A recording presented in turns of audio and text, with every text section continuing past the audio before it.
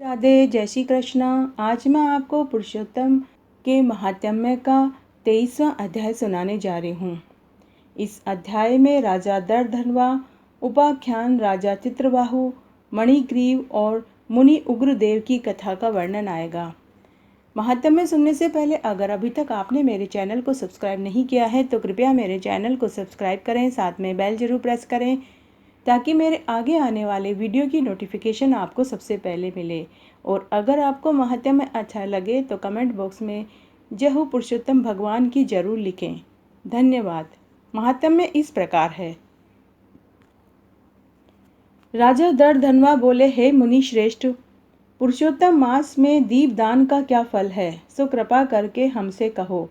श्री नारायण बोले, राजा के विनम्र होकर पूछने पर वाल्मीकि मुनि बड़े हर्ष से मुस्कुराते हुए बोले, हे राजा दर्दधनवा, पाप नाशिनी कथा सुनो, जिसको सुनने से 5 प्रकार के महापातक नाश हो जाते हैं। सौभाग्य नगर में चित्रबाहु नाम का एक राजा रहता था। वह सत्य प्रतिज्ञ, महाबुद्धिमान, शूरवीर, क्षमाशील, सब धर्मों को जानने वाला, शांत रूप, दया से युक्त, पूजनीय, भगवान का भक्त, कथा सुनने में तत्पर, सदा अपनी पत्नी से प्रेम रखने वाला, पशु एवं पुत्रों से युक्त, चतुर्गिनी सेना वाला, कुबेर के समान धनी था। उसकी 64 कलाओं से युक्त पतिव्रता स्त्री महाभाग्यवान, भगवत भक्ति में रहने वाली चंद्रकला रानी थी। उस चंद्रकला रानी के साथ राजा पृथ्वी में सुख भोग रहा था। वह श्री कृष्ण के अतिरिक्त दूसरे देवता को नहीं जानता था। एक दिन राजा चित्रबाहु ने मुनि श्रेष्ठ अगस्त्य मुनि को दूर से ही आते हुए देखकर दंडवत प्रणाम किया और उनकी पूजा करके भक्ति सहित आसन बिछाकर मुनि को बैठाया तथा विनय पूर्वक बोला कि आज मेरा जन्म सफल हुआ, आज मेरा राज्य और महल सफल हुआ, जो आप श्री कृष्ण के सेवक मेरे भवन में पधारे। आज आपके दर्शन से मैं पापों से छूट गया।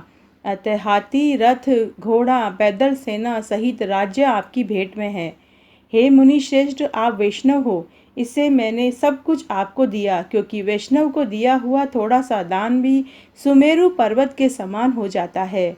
जो पुरुष दिन भर में कोड़ी भर शाक अथवा उत्तम अन्न वैष्णव ब्राह्मण को नहीं देता, उसका वह दिन निष्फल है, ऐसा वेद और वेताओं का कहना है।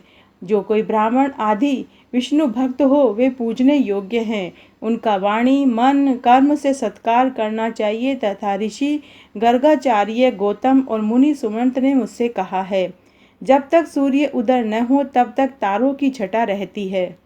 इसी प्रकार जब तक वैष्णव विप्र नहीं आते तब तक अन्य ब्राह्मणों की छटा रहती है। अगस्त्य जी बोले, हे चित्रबाहु, तू सब प्रकार से धन्य है। तेरी यह प्रजा भी धन्य है, जो तुम जैसे वैष्णव प्रजा की रक्षा करते हो। जिस राज्य का राजा हरि भक्त न हो, उस राज्य में नहीं रहना चाहिए, इसलिए वैष्णव रहित राज्य में रहने से वन में रहना अच्छा है। जैसे नेत्रहीन शरीर, पति के बिना स्त्री, निरक्षर ब्राह्मण निंदनीय है, वैसे ही वैष्णव रहित देश भी निंदनीय है। जैसे दांत बिना हाथी, पंख बिना पक्षी और दशमी विद्या द्वादशी की स्थिति होती है, वैसे ही वैष्णव बिना राज्य होता है। जैसे कुश रहित संध्या, तिल के बिना तर्पण, जीविका के लिए देव सेवा होती है, वैसे ही अवैष्णव राजा का देश है। जैसे केश संवारने वाली विधवा स्त्री, स्नान रहित व्रत करने वाला और ब्राह्मणी से संभोग करने वाला शूद्र निंदनीय है, वैसे ही वैष्णव बिना राज्य है। विद्वानों ने राजा वही कहा है जो श्री कृष्ण भगवान के चरणों को आश्रित हो। उसी का राज्य दिन प्रतिदिन बढ़ता है और उसी की प्रजा सुख भोगती है। हे राजन, आपके दर्शन से मेरी दृष्टि सफल हो गई। आपके साथ वार्तालाप करने से आज मेरी वाणी सफल हो गई। आपके साथ बैठकर मेरा मन गदगद हो गया। हे राजन, मेरी आज्ञा है, अब इस राज्य का शासन तुम करो। मैं तुमको राज्य में पुनः प्रतिष्ठित कर रहा हूँ। तुम्हारा कल्याण हो। श्री नारायण बोले। इस प्रकार कहकर चलने की इच्छा करने वाले अगस्त्य जी को राजा चित्रबाहु की पतिव्रता पटरानी ने परम भक्ति पूर्वक प्रणाम किया। अगस्त्य जी बोले, हे शुभे, तू सौभाग्यवती हो और भक्ति पूर्वक पति की सेवा करती रहो। श्री कृष्ण भगवान में तेरी दृढ़ भक्ति हो। ऐसा आशीर्वाद देते हुए मुनि से विनय पूर्वक राजा सिर नवाकर हाथ जोड़कर फिर बोले, हे महर्षि, मुझे अपार धन, अकंटक राज्य, पतिव्रता स्त्री किन सुकर्मों से प्राप्त हुई? हे विप्रेंद्र, यह सब हमें बताइए। मैं आपकी शरण में आया हूँ। हाथ के दर्पण की भांति आप त्रिकालदर्शी हो। श्री नारायण बोले। इस प्रकार राजा का प्रश्न सुनकर मुनिश्रेष्ठ अगस्त्य जी एकाग्रचित्त होकर बोले, मैंने तेरे पूर्व जन्म का सब चरित्र देख लिया। यह सब प्राचीन इतिहास मैं कहता हूँ।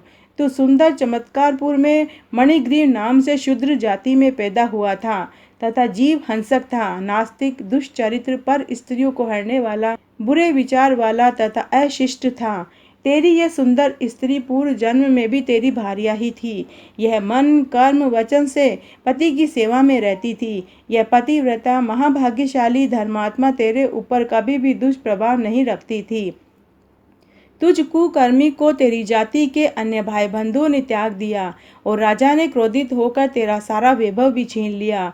बचा हुआ तेरी जाति के लोगों ने तुझसे छीन लिया।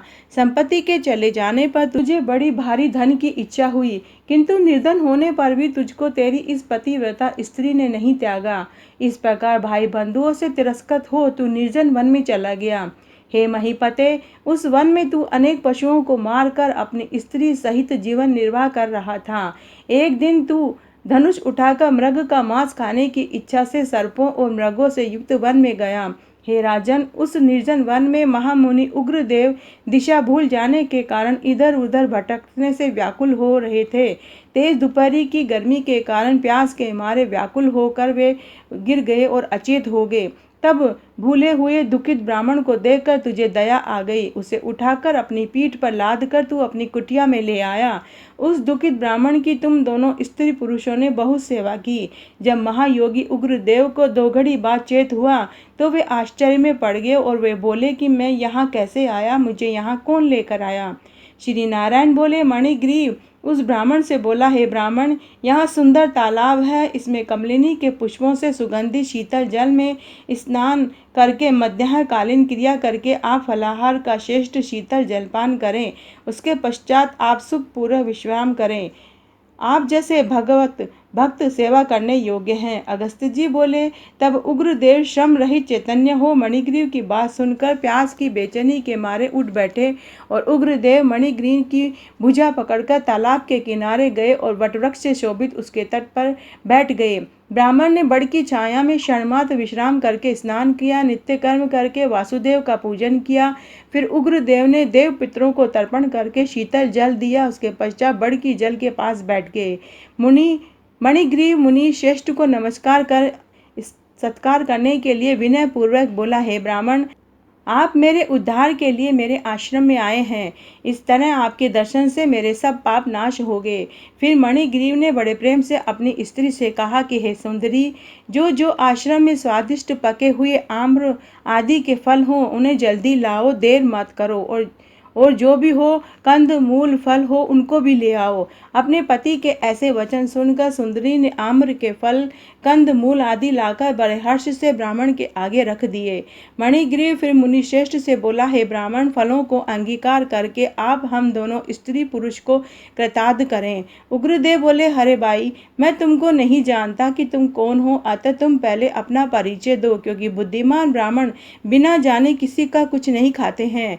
मणिग्रीव बोला, हे द्विज शार्दुल, मैं जाति और भाई बंधुओं से त्यागा हुआ मणिग्रीव नाम का शूद्र हूँ। उग्रदेव शूद्र के ऐसे वचन सुनकर प्रसन्न हुए, फलाहार करके फिर जल पिया। उसके बाद सुख से बैठे। ब्राह्मण के दोनों चरणों को अपनी गोद में रखकर मणिग्रीव दबाता हुआ बोला, हे मुनिश्रेष्ठ, इस निर्जन और भयावह दुष्ट हिंसक व्याघ्रादि से युक्त वन में होकर आपको कहाँ जाना है? उग्रदेव जी बोले, हे शूद्र, मैं ब्राह्मण हूँ, प्रयाग जाना चाहता हूँ। इस समय अनजाने में इस महाभयंकर वन में भटक कर आ गया। यहाँ प्यास की बेचैनी और थकान के कारण मैं मरणासन हो गया। मुझको तूने जीवन दान दिया है, अतः बताओ मैं तुम्हें क्या दूं? हे मणिग्रीव, तुम दोनों स्त्री पुरुष ने वन का आश्रय क्यों लिया, वो मुझसे कहो, वह दुख मैं दूर करूंगा। अगस्त्य जी बोले, इस प्रकार उग्रदेव के मनोहर वचन सुनकर अपनी स्त्री के सामने ही मुनीश्वर को प्रार्थना कर दरिद्रता रूपी समुद्र से तरने के लिए मणिग्रीव अपने किए हुए कर्मों का फल वर्णन करने लगा। तो आज मैंने आपको 23वां अध्याय सुनाया। अगर आपको ये पसंद आता है तो अपने दोस्तों और रिश्तेदारों में ज़्यादा से ज़्यादा शेयर करके पुण्य कमाएं। धन्यवाद।